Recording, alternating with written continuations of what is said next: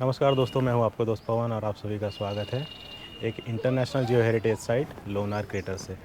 दोस्तों, ये लोनार क्रेटर लगभग 50,000 साल पहले उल्का पिंड के गिरने से बना है। तो इसमें हम देखेंगे इसके पीछे की पूरी हिस्ट्री, यहाँ पे आप कहाँ पे और कौन से स्पॉट कवर कर सकते हैं, कौन कौन सी चीज़ें इंपॉर्टेंट है। तो हमने यहाँ पे लोकल जो गाइड है उनके साथ बात की है, तो देखते हैं उनसे हम पूरी हिस्ट्री जानने की कोशिश करेंगे।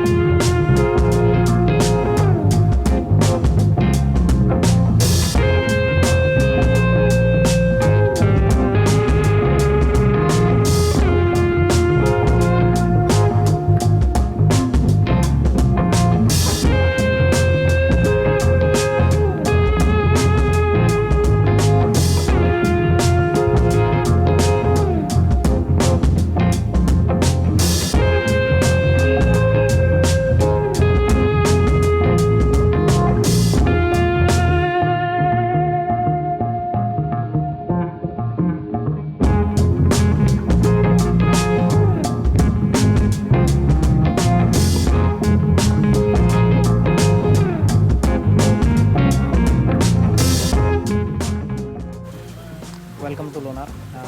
मेरा नाम है Vaibhav Ashok Maurya. I am TDC guide.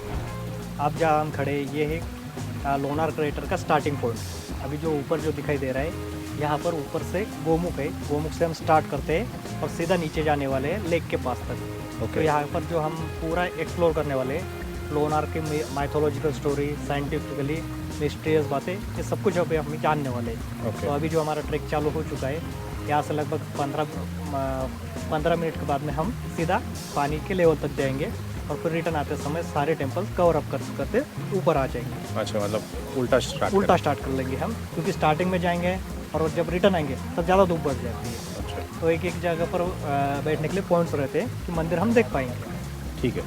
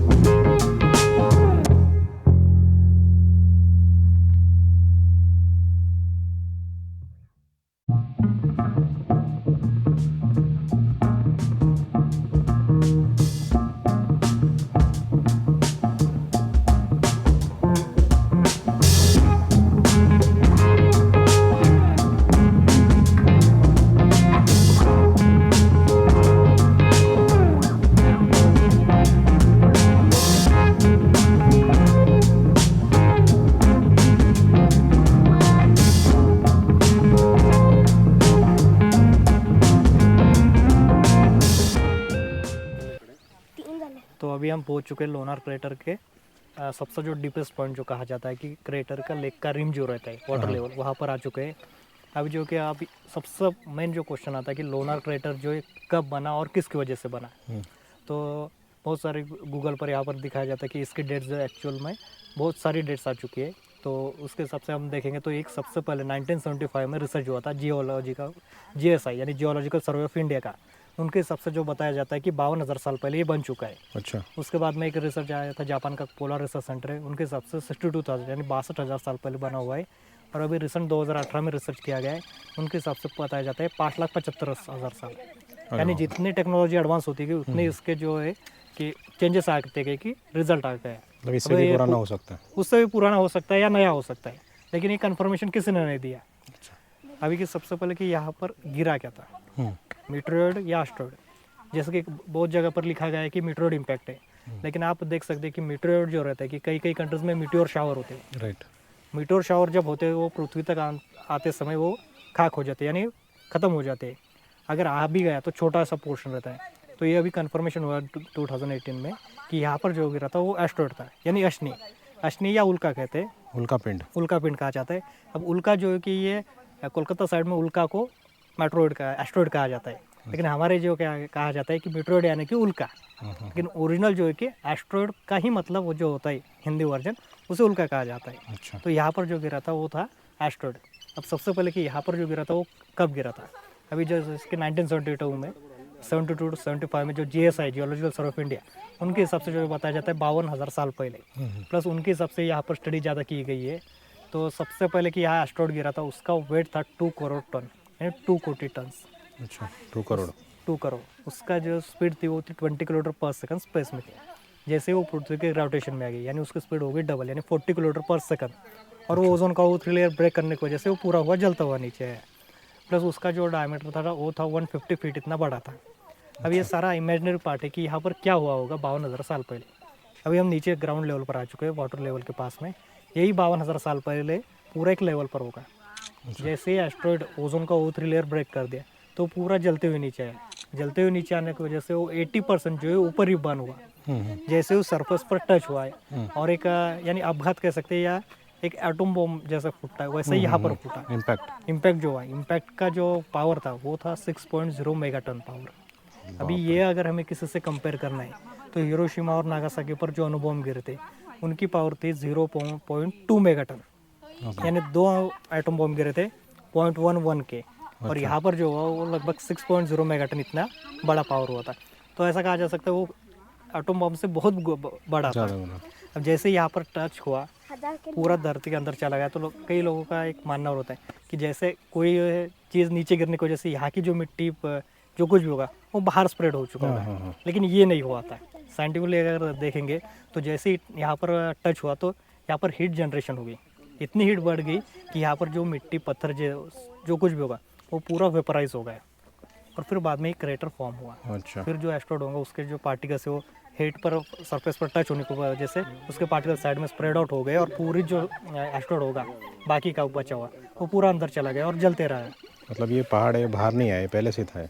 नहीं, ये ग्राउंड लेवल पर था पूरा। अच्छा, ग्राउंड लेवल। जैसे ही अंदर गया तो इसके यहाँ पर जो मिट्टी पत्थर जो है पूरे वेपराइज हो गए, मेल्ट हो गए। पूरा मेल्ट होने की वजह से वो वेपराइजेशन सिस्टम में चले गए और जो बाकी का कुछ होगा वो पूरा नीचे अंदर धरती के अंदर जाने लगा। अच्छा। कई सालों तक वो वैसे ही जलता रहा। फिर यहाँ पर चेंजेस होने चालू हो गए, इकोसिस्टम डेवलप हो गई। अब ऐसा कहा जाता है कि जब एस्टेरॉइड इम्पैक्ट हुआ तो कई गैसेज एक्सट्रैक्शन बाहर निकलते हैं। अगर वही गैसेज एक्सट्रैक्शन जो है अगर पूरे अर्थ के सराउंडिंग में लेयर तैयार हो गई तो ऐसा हो जाता है कि सनराइज जो है नीचे नहीं आ पाती।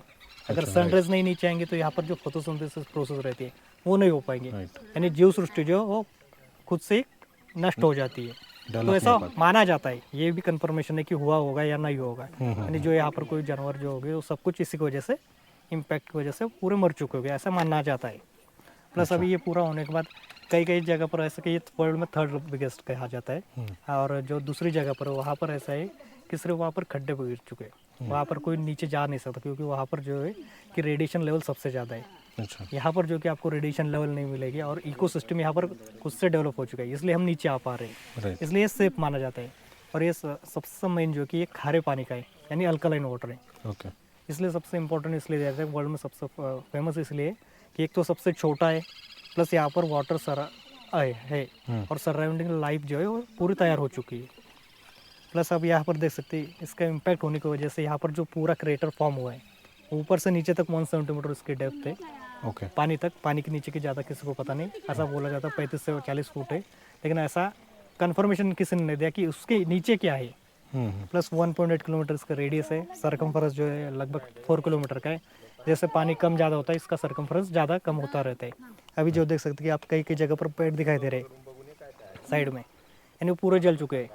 2018 में उसका इसका पानी जो था वहाँ तक था, कम था। पानी और जंगल के बीच में एक ट्रैक बना हुआ था कि लोग पूरा राउंड कर सकते थे। अभी वो जो ट्रैक है वो पूरा पानी के नीचे चला गया है। अच्छा, मतलब अभी राउंड नहीं मार सकते? नहीं, अभी राउंड नहीं कर सकते क्योंकि आधा रास्ता तो बंद हो चुका है। प्लस वाइल्ड लाइफ ज़्यादा यहाँ पर अग्रेसिव हो चुकी है इसकी वजह से। अच्छा, यहाँ पे क्या क्या है वाइल्ड लाइफ में? वाइल्ड लाइफ में यहाँ सबसे मेन जो वाइल्ड बोर, लेपर्ड, हाइनाज है और ब्लू बुल जो कहा जाता है, नील गाय, वो भी है यहाँ पर। और ऊपर का जो है वो लगभग 9 किलोमीटर का राउंड है पूरा पेरिफेरल सरफेस। प्लस अब ये सारा होने के बाद कि इम्पैक्ट तो हो गया, लेकिन अभी यहाँ पर वाटर भी मिल रहा, वाटर है। अब ये पानी किसकी वजह से? क्योंकि मेनली जो लेक रहते हैं या क्रेटर रहते हैं कहीं पर भी, एक तो बाहर से इनलेट रहता है या नीचे से इनलेट रहता है। प्लस इसके लिए तो बाहर से भी इनलेट नहीं है और इसका आउटलेट भी बाहर नहीं है। तो ये जो पानी है पूरा रेन वाटर है। और जो हमने आते समय गोमुख देखा, गोमुख का जो पानी आता है वो पानी, और जो यहाँ पर झरे या जो झील कहा जाती है उसका साइड के पानी आता है, स्ट्रीम वाटर सबसे ज़्यादा। लेकिन अभी नॉर्मली जो रेन वाटर रहता है वो नॉर्मली पीने लायक पानी रहता है। लेकिन ये फिर खारा कैसे हुआ? अभी यहाँ पर जो एस्टेरॉयड गिरा था उसका नाम था बेसोल्टिक रॉक। अच्छा। बेसोल्टिक रॉक यानी उसमें 80% सॉल्ट का प्रमाण और 20% आयरन कंटेंट। अच्छा। जैसे जैसे पानी नीचे आता है यानी जो कुछ भी उसका पोर्शन होगा एस्टेरॉयड का वो नीचे कहीं ना कहीं होगा और उसके जो पार्टिकल साइड में स्प्रेड आउट होते रहते हैं, बाकी होंगे पानी के साथ वो नीचे आते हैं और एक जगह पर रहने की वजह से वो उसका डाइल्यूशन बढ़ता रहता है। जितना डाइल्यूशन हो ज़्यादा होगा उतना ही उसका पीएच बढ़ता जाएगा। पीएच वैल्यू बढ़ेगा। तो इसका पीएच जो लगभग 10 पॉइंट्स इक्वलेंट अब कभी भी आए तो। अच्छा। जैसे जैसे पानी कम होता जाएगा उतना ही डाइल्यूशन ज़्यादा होता रहता है और पानी का Concentrate पीएच कॉन्सेंट्रेशन ज़्यादा होने की वजह से बढ़ता रहता है। वो हम देखने वाले हैं। प्लस अभी पानी तो नॉर्मल ही है लेकिन यहाँ पर आपको ग्रीन दिखाई दे रहा है। ग्रीन है, हाँ। क्योंकि इसके पीछे का जो रीज़न है, यहाँ पर आपको अलगी दिखाई देगी पूरी। इसका नाम है ग्रीन ब्लू अलगी। नीचे से देखने पर ग्रीन दिखाई देती है, धूप में से देखने पर कई कई जगह पर ब्लू शेड दिखाई देता है। क्योंकि इस अलगी के अंदर सबसे रेयर प्रोटीन माना जाता है स्पिरुलिना प्रोटीन जो है यहाँ पर नेचुरली फॉर्म होता है। प्लस आपने डक्स देखे, अभी पूरा अल्कलाइन वाटर है, यहाँ पर ऑक्सीजन लेवल नहीं है, कुछ भी नहीं है। यहाँ पर मरीन लाइफ सर्वाइव नहीं होती। सिर्फ ये जो डक्स है, डक्स ये सिर्फ स्पिरुलिना खाने के लिए आती है, अलगी खाने के लिए आती है। और इस अलगी का जो यूज़ किया जाता है, जो डायबिटीज़ पेशेंट रहते हैं या एस्ट्रोनॉट जो रहते हैं उनको टैबलेट जो दी जाती है वो स्पिरुलिना की दी जाती है। ये अगर हम मेडिकल या कहीं पर जाकर लेने के लिए गए तो कॉस्टली मिलती है, लेकिन वो आर्टिफिशियली बनाई जाती है। अच्छा। ये नेचुरली सोर्स है, नेचुरली फॉर्म होता है, इसलिए होगा। तो फिर हम माइथोलॉजिकल जो पार्ट है वो चालू करेंगे। ठीक है। तो सबसे पहले कि लोनार सरोवर जो है कि जहाँ पर साइंस ऐड रहता है वहाँ पर एक मिथ ऐड हो जाती है बाद में। राइट। ये आपके ऊपर डिपेंड है, आपको भरोसा करना है या मानना है या नहीं मानना है। तो ऐसा कहा जाता है कि लवणासुर नाम का राक्षस यहाँ पर छिपने के लिए आया था। भगवान उसका वध करने वाले थे, लेकिन वो जैसे ही यहाँ पर आए उसने देखा कि ये पूरा जंगल है, यहाँ पर लोग आते जाते नहीं, सिर्फ गांव के लोग या ऋषि मुनि कोई आते हैं। जैसे वो यहाँ आया उसने सोच लिया कि यहीं पर रहना है और यहाँ पर पूरा एक जक्कन बना दिया अपने पावर की वजह से, मैजिकल पावर का, कि कोई भी भगवान उसे आकर मारेगा नहीं। लेकिन जो एक राक्षस रहता है उसका मूल स्वभाव रहता है कि लोगों को परेशान करना, ऋषि मुनि की तपस्या भंग करना, ये कंटिन्यू यहाँ पर करने लगा। फिर यहाँ के लोग और ऋषि मुनि त्रस्त होकर उन्होंने भगवान से प्रार्थना की, यज्ञ किए। यज्ञ किया तब विष्णु जी ने उनकी प्रार्थना स्वीकारी और उसका वध करने के लिए नीचे चले आए। अच्छा। जैसे वो नीचे आए तब उन्हें पता चला कि लवणासुर को जो वरदान दिया है ब्रह्मा जी ने कि उसको जो मृत्यु होने वाले सबसे आसान होने वाले, उसे भी किसी भी प्रकार का कष्ट नहीं होगा। जैसे वो नीचे वो देखने लगे, जाने के लिए रास्ता नहीं था, फिर जाएंगे कैसे। तो जो लवणासुर के 2 सिस्टर थे उसमें की एक सिस्टर का जो जैसे विष्णु जी को देखा वो मोहित हो गई और उनके प्रेम में पड़ गई और उन्होंने बताया कि आप नीचे कहाँ से जा सकते हैं। जैसे विष्णु जी को पता चला कि यहाँ से नीचे जाने का रास्ता है तो उन्होंने पैर के अंगूठे से यहाँ का जो जक्कन था वो उड़ा दिया और फिर नीचे चले आए और लवणासुर के साथ में युद्ध हुआ। तब लवणासुर को जो है कि जमीन पर पटकने के बाद उसकी जो नाभि रहती है, नाभि को अपने पैर के अंगूठे के नाखून से कट कर दे। यानी सरल सिंपल प्रोसीजर, उसे कष्ट नहीं हुआ। जब नाभि कट कर दी तो उसका जो खून था वो विष्णु भगवान के पैरों के ऊपर और इस पानी के अंदर मिक्स हो गया। अच्छा, तो ऐसा कहा जाता है कि लवणासुर के खून की वजह से ये जो पानी है पूरा खारा है। खारा होगा। यानी लवणासुर का जो नाम है उसमें लवन शब्द आता है। लवन यानी संस्कृत में होता है मीठ यानी नमक, इसलिए खारा माना जाता है। और विष्णु भगवान के पैरों के ऊपर खून जो गिरा था, अब वो देख रहे थे कि अब उन्होंने पाप तो कर दिया, अब पाप करने की वजह से अब उसका मोक्ष यानी पश्चाताप करना था, और वो खून गिरने की वजह से वो अशुद्ध हुए थे। अब ये कैसे साफ किया जा सकता है?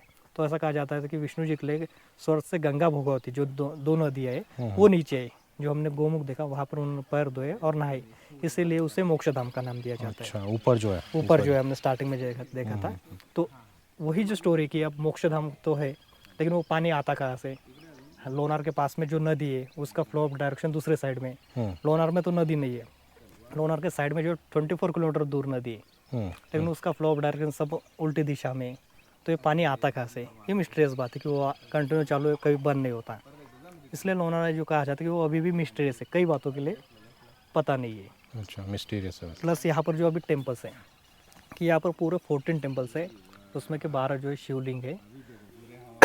एक जो है कि राम जी का टेम्पल है, और जो सामने वाला जो दिखाई दे रहा है वो देवी जी का टेम्पल है। अच्छा, लोनार वो के दो जो कुल देवता है उनका टेम्पल है, वाइट कलर वाला। वाइट कलर वाला। अभी ये जो टेम्पल है वो 11 to 13 सेंचुरी के बीच में बनाए गए। अभी आप देख सकते हैं कि 11 to 13 सेंचुरी के बीच में जब टेम्पल बनाए गए, तब यहाँ का जो आर्किटेक्चर होता है जिसने टेम्पल बनाए होंगे, उसने उस समय जो पानी की सतह है वो बहुत नीचे होगी, इसलिए यहाँ पर बनाए होंगे। नहीं तो कोई आर्किटेक्चर ऐसा नहीं कि जो सीधा पानी के पास में ही बनाया देगा। राइट। ये सोचने वाली बात है कि अगर उसने ऊपरी जगह पर बनाई होंगी तो ये पानी का लेवल उस समय में कितने नीचे होगा। तो लोग जो कहते हैं कि नहीं अभी पानी बढ़ रहा है, पानी एक्चुअल में पानी नहीं बढ़ता। जो बारिश का पानी होता है, बारिश के पानी के साथ में कक्कड़ मिट्टी जो कुछ भी है वो उसके साथ फ्लोट होकर नीचे आता है, यानी वो जम रहा है। अगर देखेंगे तो 11 to 13 सेंचुरी में टेम्पल बनाए, इस 700 सालों में बढ़ रहा है पानी। अगर इवापोरेशन ज़्यादा होगा तो पानी कम रहेगा, लेकिन इवापोरेशन ही कम हो रहा है तो पानी ऑटोमेटिकली ज़्यादा बढ़ता है। अभी आपने रिसेंट 2019 में सुना होगा, 19-20 के समय में, कि लोनार क्रेटर का जो पानी है वो पिंक कलर का हुआ था। रिसेंट वो क्या हुआ था कि यहाँ के पानी की लेवल जो है बहुत कम हो चुकी थी। प्लस इस साइड में पानी बारिश कम होने की वजह से पानी इवापोरेशन ज़्यादा हुआ, पानी कम हो गई। और यहाँ पर जो अलगी को खुद को बचाना था, सन से प्रोटेक्ट करना था, तो इस समय एक हेलो बैक्टीरिया नाम का एक सब्सटेंस रहता है, वो अलगी ने रिलीज़ कर दिया। रिलीज़ करने की वजह से उसने पिगमेंटेशन किया पिंक कलर में, जैसे बीटा कैरोटीन जो रहता है या कैरेट में, वही सब्सटेंस यहाँ पर रिलीज़ करने की वजह से पूरा जो कलर था वो पिंक कलर में हो गया था। पानी ग्रीन ही था, लेकिन जो पूरा अलगी है, अलगी पूरा पिंक कलर में हो गया था। तो लोगों को लग रहा था कि एक ही दिन में कैसे हो गया।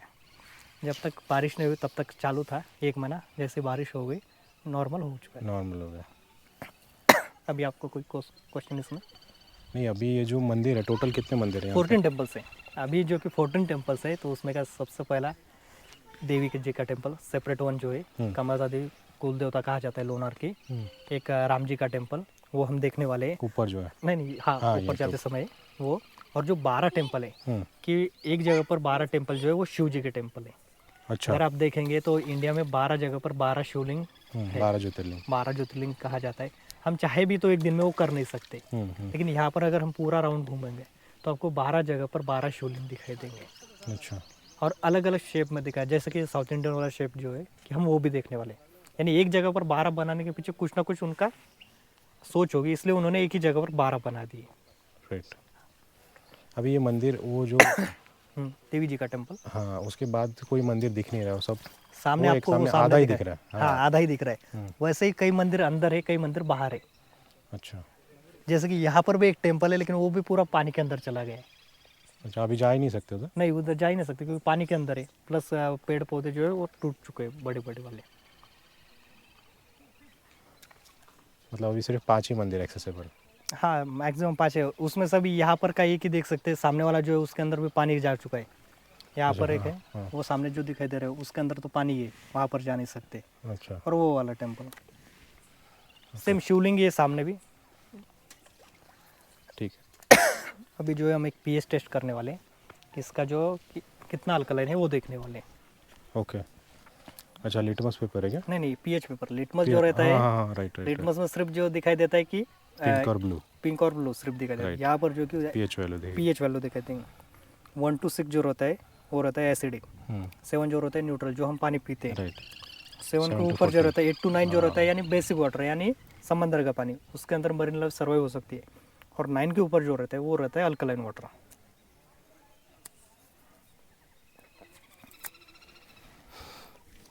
अच्छा अभी हम इसका सीधा पीएच डीप वैल्यू कर देखेंगे देखेंगे, direct। पीएच वैल्यू देखेंगे।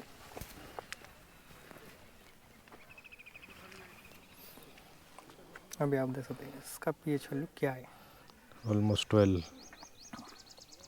के आसपास है। 12 के आसपास।